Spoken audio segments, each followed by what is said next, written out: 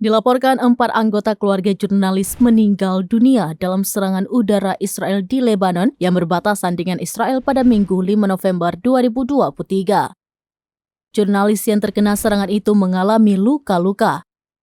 Eskalasi meningkat di wilayah setelah militan Lebanon Hizbullah menembaki wilayah Israel sebagai dukungan terhadap sekutunya, militan Palestina Hamas yang melawan Israel.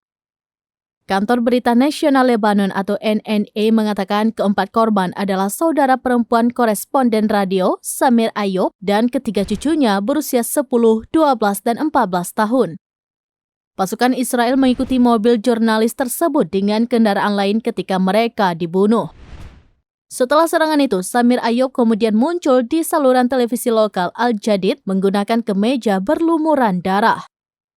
Samir Ayoub mengungkapkan bagaimana ia menarik keponakannya dari mobil, satu-satunya yang selamat dari 5 orang di dalamnya. Perdana Menteri Lebanon Najib Mikati mengecam serangan itu sebagai kejahatan menjijikan yang dilakukan oleh musuh Israel. Ia mengatakan mobil-mobil tersebut menjadi sasaran drone. Sebelumnya, Kementerian Luar Negeri Lebanon mengutip Menteri Luar Negeri Lebanon, Abdullah Bohabib mengatakan dia akan membawa masalah ini ke Dewan Keamanan PBB pada hari Senin 6 November 2023.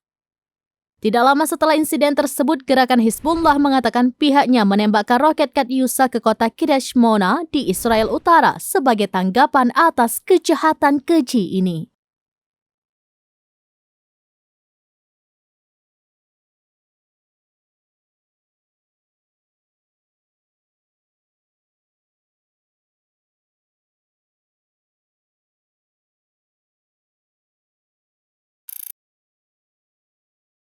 Download Tribun X sekarang, menghadirkan lokal menjadi Indonesia.